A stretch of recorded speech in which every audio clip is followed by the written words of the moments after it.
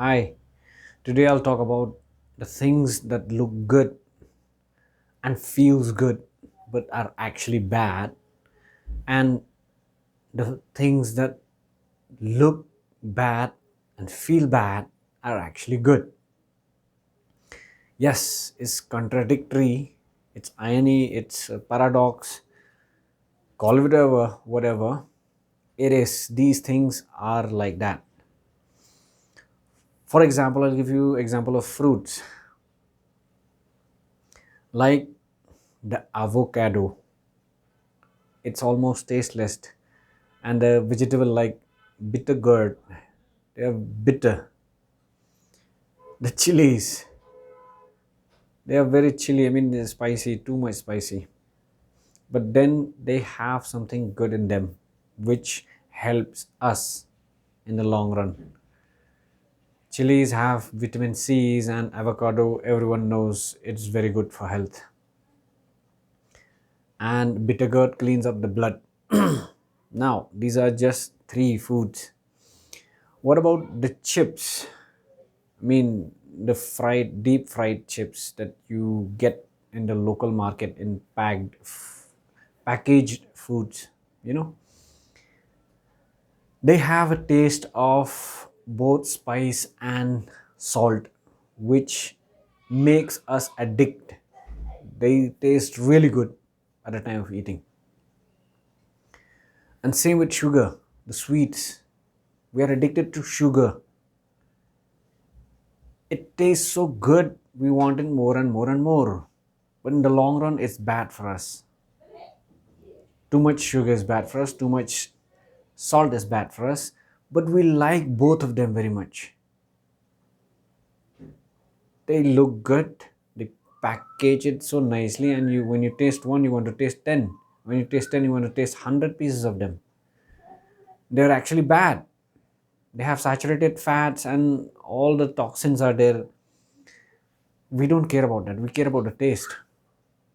Now, in terms of laziness, it feels so good to be lazing around, not to do anything, to watch Netflix all day long, sitting on the couch, eating snacks, whatever, having tons of coffee. It feels good at the time of doing, but they're actually bad in the long run. And the things that feel bad and they look bad also is the irons in the gym. You don't want to even touch them, especially in winter, cold. You don't want to touch them also. But when you lift, when you go for weight training and I mean strength training, when you actually put in the grind, regardless of your mood, they are good for your body in the long run. If you lift moderate, I mean as per your strength, as per your capacity, and you do it consistently in small amount, you increase the weight in progressively in a disciplined manner, they help you in the long run. It doesn't feel good going to the gym, right? It doesn't feel good getting up in the morning. So the things that look good are actually bad, and the things that look bad and feel bad are actually good. we, it's not easy, it's not attractive to maintain, I mean, relationship and going to your friend's house or relative's house on a regular basis because you want that bond to remain. It takes effort and it doesn't feel good. But when you do it consistently, the payoff is, I mean, so much more than you can imagine. It's, I mean, it'll be very effective, very productive, in your favor always. When you go to the gym, when you work out regularly, regardless of how you feel, it feels bad, but you do it anyway because you know in the long run it's good, it will turn out good. It'll be prevention. You will prevent so many diseases, so many incapacities you will prevent in old age if you do exercises regularly, which I do. I mean, for that matter only I do. I don't like doing it. And I don't preach what I don't do, what I don't practice.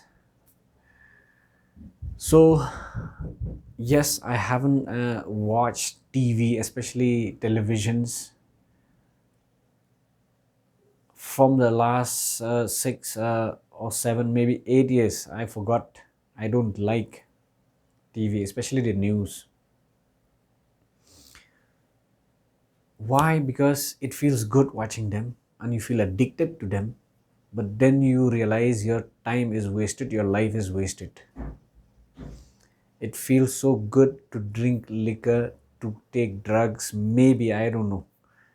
It feels good to do all those bad things. It feels good at the time of doing.